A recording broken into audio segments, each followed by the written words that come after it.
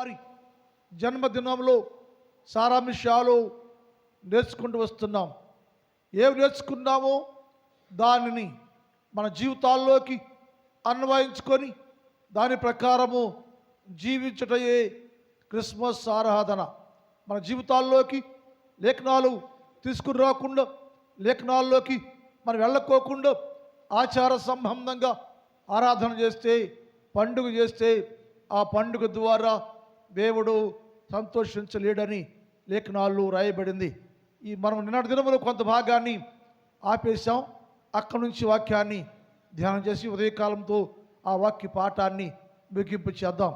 30 రోజులుగా ఒకే అంశాన్ని మనం ధ్యానించాం.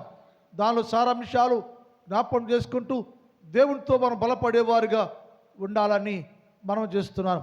క్రిస్మస్ పండుగ అంటే ఏంటి అనేది కానీ మనం నిన్నటి దినములో ధ్యానించాం. నిన్నటి దాకా మనం క్రిస్మస్ ధ్యానాల్లో ఉన్నాం. ఈరోజు క్రిస్మస్ ధ్యానాల్లో నుంచి క్రిస్మస్ పండుగలోనికి వచ్చాం. ఆ భాష అంటున్న భాష. నిన్నటి దాకా మనం క్రిస్మస్ ధ్యాన కుడికిల్లో అన్నాం. ఇప్పుడు ఈరోజు ఉదయం క్రిస్మస్ ధ్యాన కుడికిలో నుంచి క్రిస్మస్ పండుగలోనికి వచ్చాము. ఇది గ్రహించాలి. ఈ క్రిస్మస్ పండుగలోనికి వచ్చే మనము ఏం చేస్తే బాగుంటుంది? అసలు క్రిస్మస్ పండుగ అంటే ఏంటి అంటే నేను గ్రహించింది ఏంటంటే, క్రిస్మస్ ఆరాధన పండుగ అంటే లోనికి వచ్చుట, లోనికి వచ్చుట. క్రిస్మస్ పండుగ లోనికి వచ్చుట, క్రిస్మస్ లోనికి వచ్చుట లేక లోనికి వచ్చుట. ఒక వ్యక్తి యేసుక్రీస్తు ప్రభుల వారి యొక్క ఆశీర్వాదము, దీవెన పొందుకొని ప్రభుల వారిలో ముందుకు సాగిపోవటానికి నువ్వేం చేయాలంటే, నీ ఉన్న స్థలములో నుంచి లేచి లోనికి రావాలి. లోను ప్రవేశిస్తేనే అక్కడ ఆశీర్వాదము ఉంటుందని లేఖనాల్లో రాయబడి ఉంది. అందుకని లేఖనం చెప్పేది ఏంటంటే, మీరు ఈ క్రిస్మస్ పండుగలో యేసు ప్రభుల వారిని ఆరాధన చేయాలి. ఆరాధించడానికి వచ్చే మనం ఆరాధించేవారు నువ్వు ఏం చేయాలంటే లోనికి రావాలి అని రాయబడింది. లోనికి వస్తేనే ఆరాధన చేయగలవు. పూర్ణ మనసుతోటి, పూర్ణాత్మతోటి యేసు క్రీస్తు ప్రభుల వారిని నువ్వు ఆరాధన చేయాలంటే, ఆరాధించాలంటే నీవు లేచి లోనికి రావాలి. క్రిస్మస్ లోనికి, పండుగలోనికి, యేసులోనికి, వాక్యంలోనికి, ప్రభువులోనికి వచ్చేవారుగా ఉంటేనే నిజంగా నువ్వు యేసు క్రీస్తు ప్రభుల వారిని ఆరాధన చేయగలవు. అందుకు ఉదాహరణకు మనం మత్తయి సువార్త 2వ అధ్యాయం 10-11 వచనాలు చూద్దాం. మత్తయి సువార్త 2వ అధ్యాయం 10-11 వచనాలు. వారు ఆ నక్షత్రమును చూచి అత్యానందభరితులై, అమ్మా ఇది గమనించాలి, ఆ నక్షత్రము చూచి అత్యానందభరితులై. ముందు వారు నక్షత్రాన్ని చూస్తూ వచ్చారు. ఎక్కడున్నారు వాళ్ళు?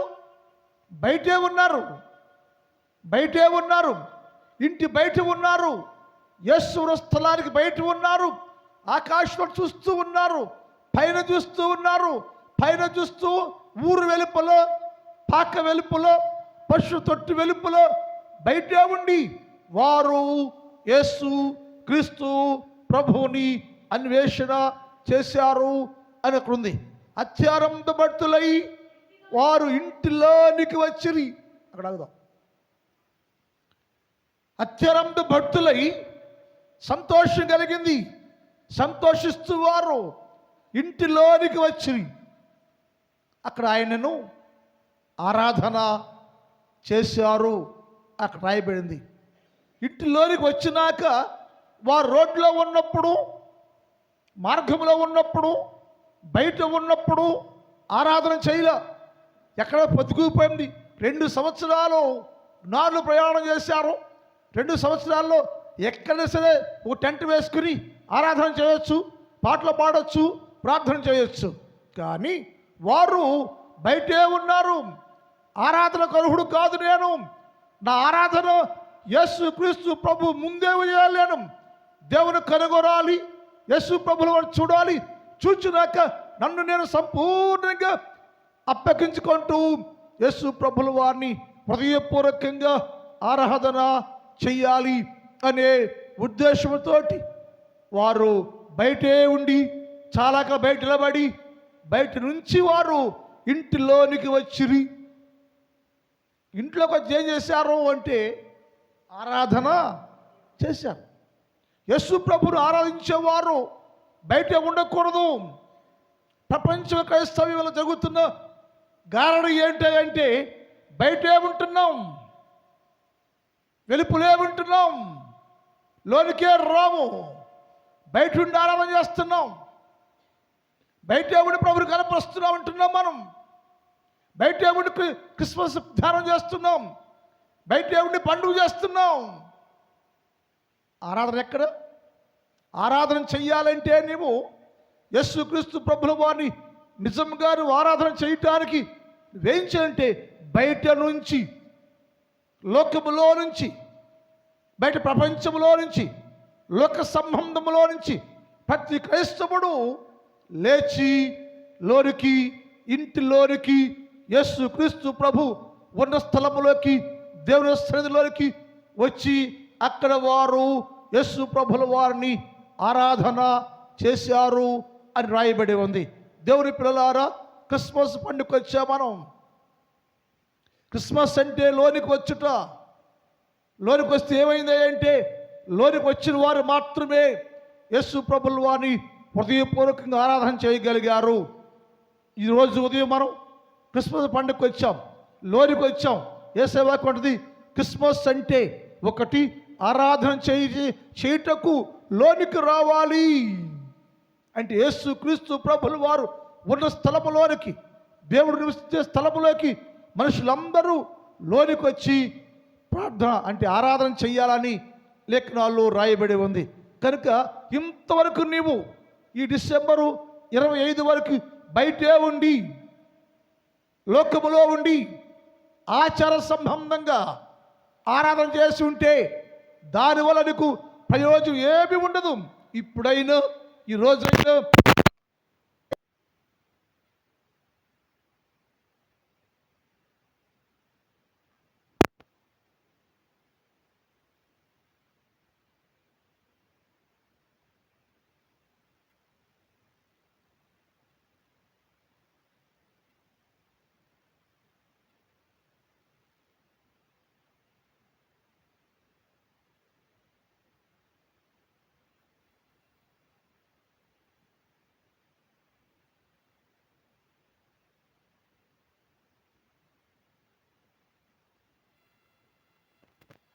నేనే ద్వారమును. లోనికి వచ్చావా? బయట నుంచి లోనికి రావటానికి ఒకే మార్గం, ఒకే ద్వారం. నేనే ద్వారాన్ని. బయట ఉన్న మనుషుడు, లోకంలో ఉన్న మనుషుడు, బయట ఉన్న మనుషుడు క్రిస్మస్ పండుగలోకి రావాలా అనుకుంటున్నావా?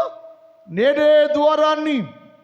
నా ద్వారా ఎవడైనా లోనికి, నా ద్వారా ఎవడైనాను లోనికి రావాలి, లోనికి రావాలి. క్రిస్మస్ అంటే, క్రిస్మస్ అనగా లోనికి వచ్చుట.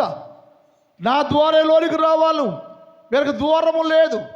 నేనే యేసు, నేనే దేవుడను, నేనే ఆది సంభూతుడను, నేనే అల్పయు మేఘయు, నేనే నిన్ను ఆశీర్వదించుటకు పరలోకములోంచి పంపబడిన ఈ రక్షణ వాక్యము నేనే.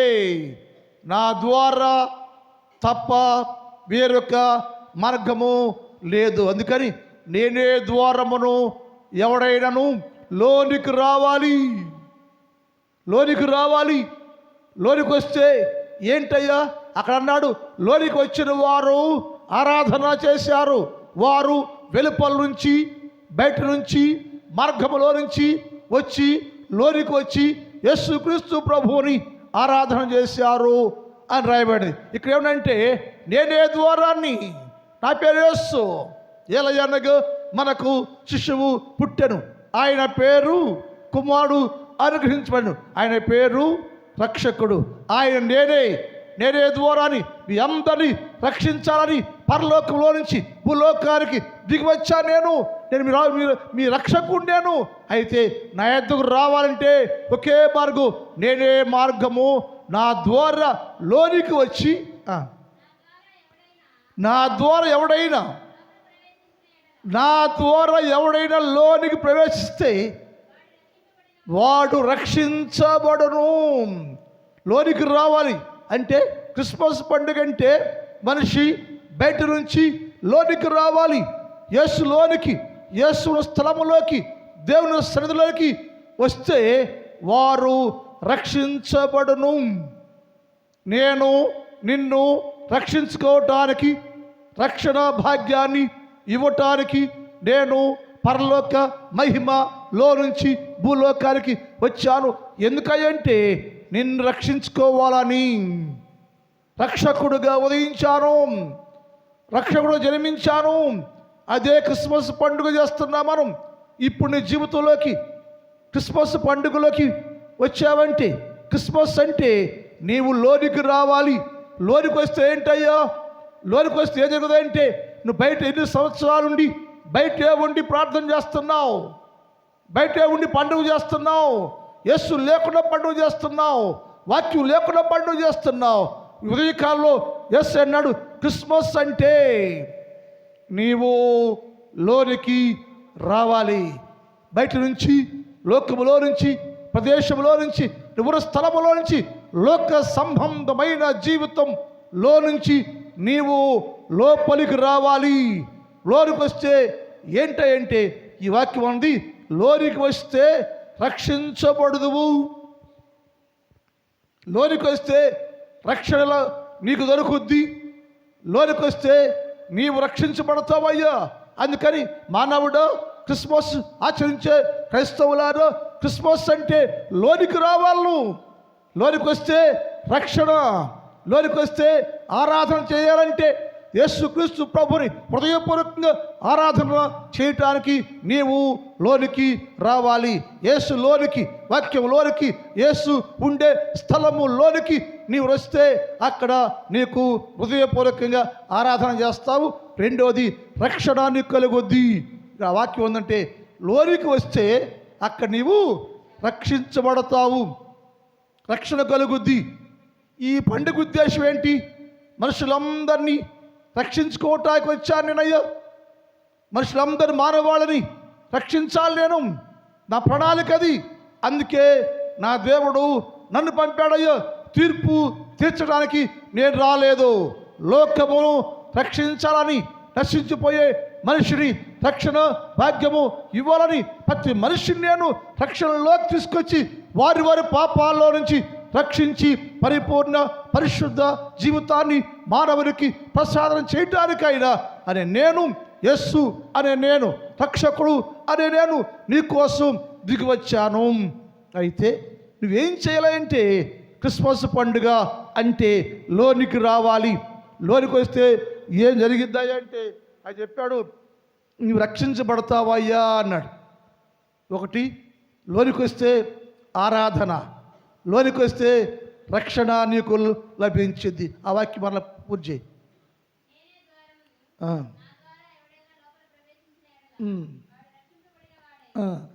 లోనికి పోవచ్చు, బయటకు వచ్చేసి ఉంటాడట. అంటే లోనికి వచ్చావు, యేసు ప్రభువులోకి వచ్చేస్తే, లోనికి వచ్చి యేసుక్రీస్తు ప్రభువుని నువ్వు దర్శిస్తే, యేసు ప్రభుని కలిగి ఉంటే నీకు ధైర్యం. లోనే ఉండకుండా, అక్కడే ఉండకుండా లోనికి వస్తూ ఉంటావు, బయటికి వెళ్తూ ఉంటావు, బయటకు వస్తూ ఉంటావు, లోనికి వెళ్తూ ఉంటావు. అంటే ఫ్రీడమ్ వచ్చేస్తుంది నీకు. అలా రావటాలంటే ఏముండాలంటే ధైర్యం ఉండాలి. లేఖనం చెబుతుంది, ఒక వ్యక్తి లోనికి వస్తే ధైర్యవంతులుగా మార్చబడతారట. ఒక వ్యక్తి లోనికి వస్తే ఆ వ్యక్తి ధైర్యము కలిగిన వారుగా ఉంటారు. దేని బట్టి ధైర్యం అంటే, నా కొరకే దిగి వచ్చిన పంపబడిన యేసు క్రీస్తు ప్రభుల వారిని బట్టి నేను ధైర్యం ఉందయ్యా. నేను యేసయ్యను దర్శించాను, యేసు ప్రభు నాలోనికి వచ్చారు, ఆయన బట్టి నాకు ధైర్యంగా ఉందయ్యా అని వారు మాట్లాడుకుంటూ బయటికి వెళ్తూ లోనికి వస్తూ ఉంటారు. స్వేచ్ఛ అంటే యేసుక్రీస్తు ప్రభువులో ఈ పండుగ నీకు స్వేచ్ఛను, స్వాతంత్ర్యాన్ని, ధైర్యము తెచ్చి పెట్టేదాన్ని క్రిస్మస్ పండుగ. క్రిస్మస్ అంటే లోనికి వచ్చుట. లోనికి వస్తే ఒకటేమో ఆరాధన, లోనికి వస్తే ఒకటేమో రక్షణ, లోనికి వస్తే రెండోదేమో ధైర్యం, మూడోది లోనికి వస్తే నీవు స్వచ్ఛగా తృప్తికరమైన ప్రశస్తమైన ఆహారమును భుజించదవు. అక్కడ మాట రాయబడ్డది. లోనికి వచ్చిన వారు బయటకు వచ్చచ్చు మేత మేయించి ఉండును. ఏ మేత అయ్యా? బయట ఉంటేనేమో బేవరస మేత, లోక సంబంధమైన మేత ఉంటాం మనం. ఇప్పుడు లోనికి వస్తే స్వచ్ఛమైన మేతను నువ్వు భుజిస్తావు. అంటే యేసుక్రీస్తు ప్రభు వాక్యాన్ని ప్రతిరోజు భుజించేవారుగా అది శ్రేష్టమైనది, అది కల్తీ లేనిది, అది పవిత్రమైనది, స్వచ్ఛమైన యేసుక్రీస్తు ప్రభు వాక్యాన్ని భుజించేవారుగా ఉంటారు. ఆ వాక్యం భుజిస్తే నాకు బలం, నాకు శక్తి, నాకు సమాధానం, నాకు సంతోషం. అందుకని ఈ నాలుగు నీకు రావాలంటే నువ్వు లోకములో నుంచి లోనికి రావాలి, బయట నుంచి లోనికి రావాలి. క్రిస్మస్ అంటే ఒకటి లోనికి వచ్చుట. లోనికి వస్తే జరిగే లాభం ఒకటి ఆరాధన చేస్తావు, రెండు రక్షణానికి లభించింది, మూడవది ధైర్యంగా ఉంటావు, నాలుగవది సంపూర్ణమైన పరిపూర్ణమైన పరిశుద్ధమైన యేసుక్రీస్తు ప్రభు వాక్యం అనే మేతతో నీవు బలపడి సంపూర్ణంగా ముందుకు సాగిపోయేవారుగా క్రిస్మస్ ఆరాధనలో ఆ దీవెన పొందేవారుగా ఉంటారని లేఖనాల్లో ఉంది. అందుకని యేసయ్య మాటల్లో ఆదికాండం 24:31 మాట్లాడది. ఆదికాండం 24:31 అందరూ తెలిసిన వాక్యం ఇది. లాబాను యెహోవా వలన ఆశీర్వదించబడిన వాడా లోనికి రాయ్యా అన్నాడు. ఎవరిని? ఎందుకంట? బయటే ఉన్నావు, ఆశీర్వాదం కోసం, దీవెన కోసం, సహాయం కోసం కనిపెట్టుకుంటున్నావు కదా, వచ్చావు కదా. నేను వచ్చే నా ఇంట్లో నుంచి ఆశీర్వాదం కావాలా, దీవెన కావాలంటే నువ్వు బయట నిలవరేయాలా. బయట ఉంటే నా దగ్గర ఉన్న ఆశీర్వాదం నీకు రానే రాదయ్యా. అందుకని యెహోవా చేత ఆశీర్వదించబడిన వాడా లోనికి రమ్ము, లోపలికి రా. బయట నీకేం పనయ్యా? బయట ఉన్నావంటే నీ ఉద్దేశాలు నెరవేర్చబడవు, బయట ఉన్నావంటే నీకు ఆశీర్వాదం రాదయ్యా. కాబట్టి బయట నుంచి లోనికి రమ్ము. వస్తే నేను నీకు పరిపూర్ణ ఆశీర్వాదాలతో నిన్ను నింపుదును.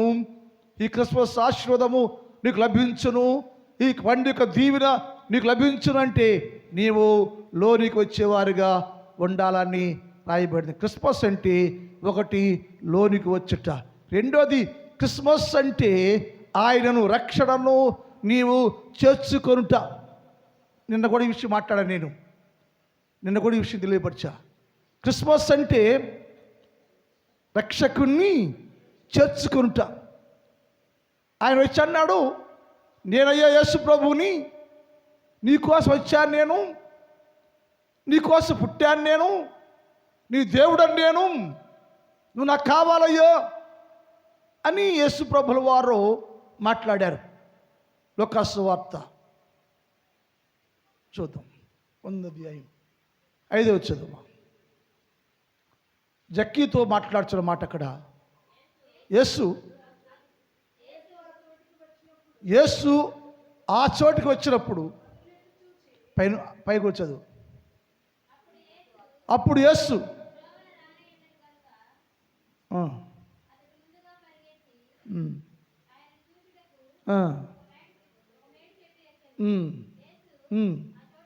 ఆ చోటికి వచ్చి కళ్ళెత్తి చూచి, జక్కయ్య త్వరగా దిగుము, నేను నేడు నీ ఇంటిలో ఉండాలనుకుంటున్నాను. నేను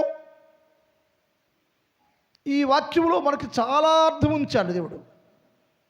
యేసు ప్రభు పుట్టారు, భూలోకానికి వచ్చారు, ఎవరి కోసం వచ్చారో ఆ మనిషిని దర్శించి, ఆ మనిషిని విడిపించి, ఆ మనిషికి సంపూర్ణ రక్షణ భాగ్యాన్ని ఇవ్వటానికి యేసు ప్రభుల వారే అతని ఇంటికి వచ్చాడట. ఆయన రమ్మనకపోయినా, పిలవకపోయినా, మా ఇంటి రాయాని ఇప్పుడు నువ్వు ఏకమైపోయినా యేసు క్రీస్తు ప్రభుల వారు మాత్రమే ఆయన లేచి అక్కడికి వెళ్ళాడు.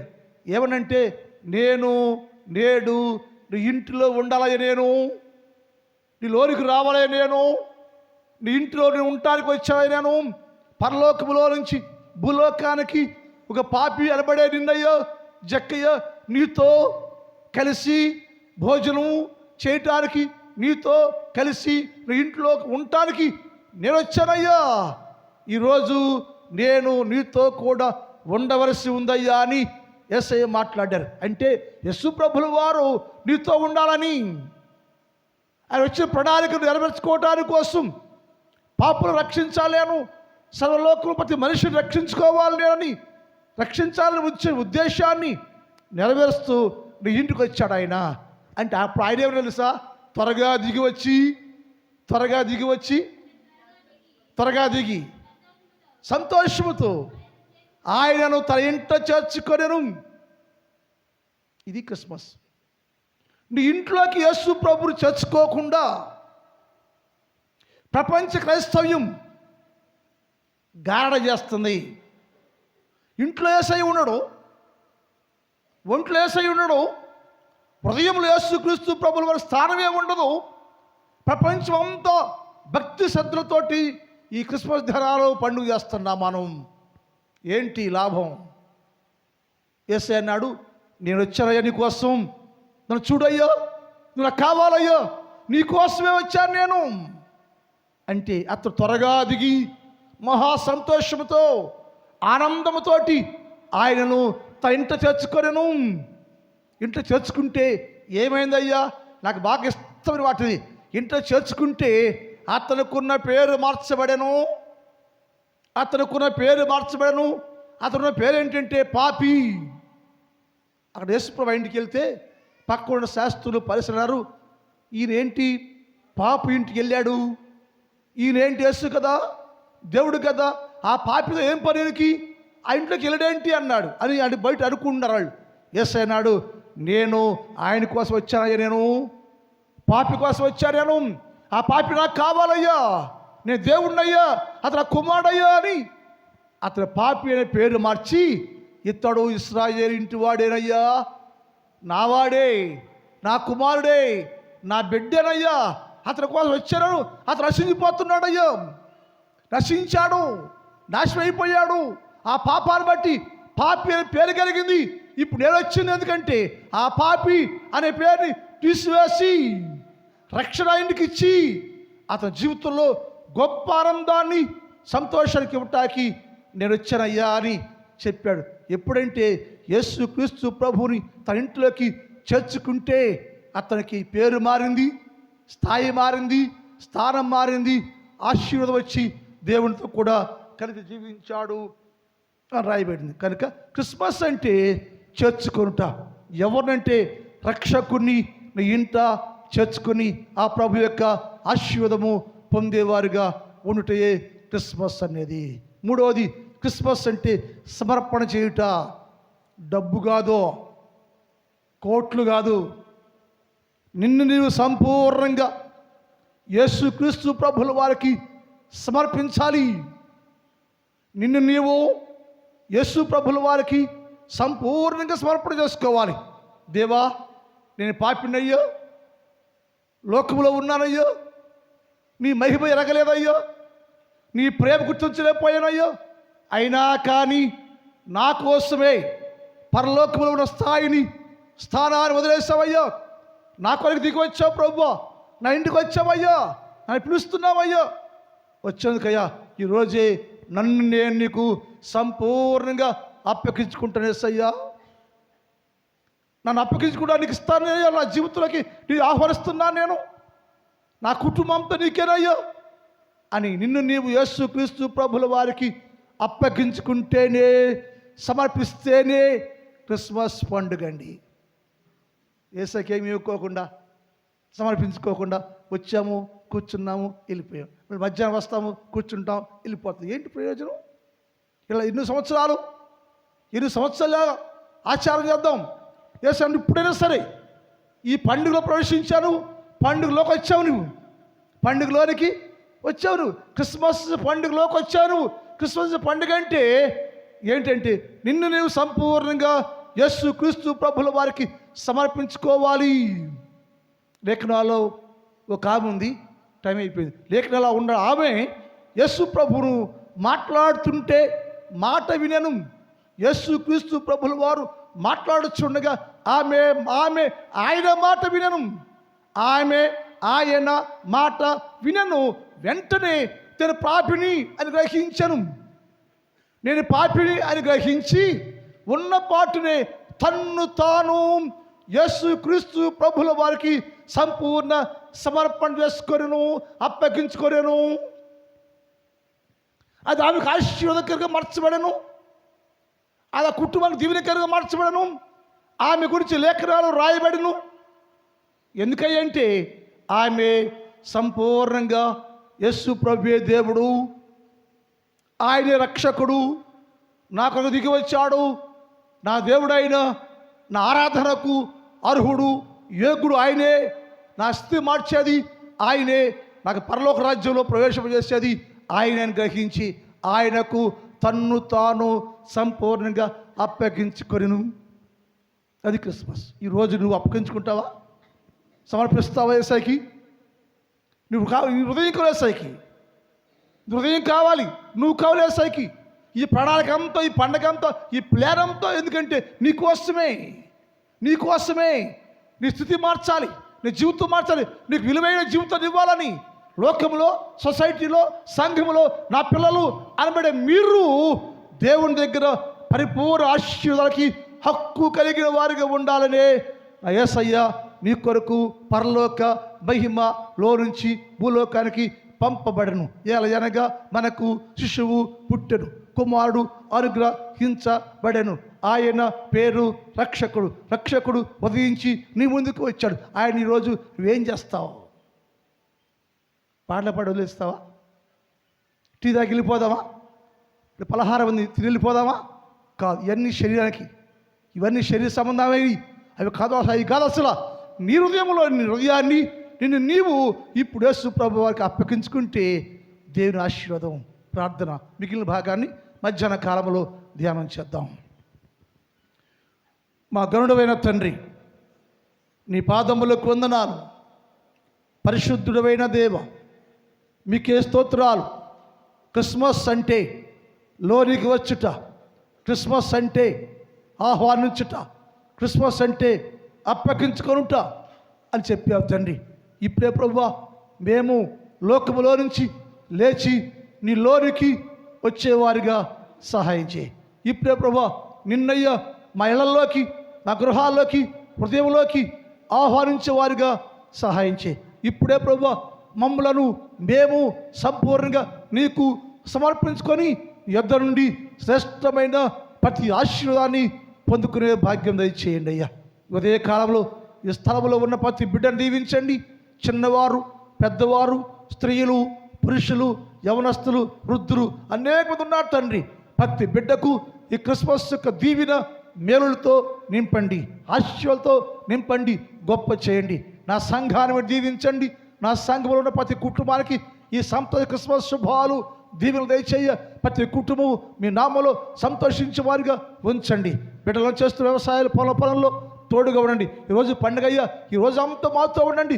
సంతోషకరంగా మధ్యాహ్న కాలంలో జరిగే ఆరాధనలో కూడా ప్రజలందరూ సమకూర్చి ఘనముగా ఆరాధన కార్యక్రమాన్ని జరిగించి మీరు మహిమ పొందుకోరమని యేసు వారి పరిశుద్ధ నామములో ప్రార్థిస్తున్నాం తండ్రి.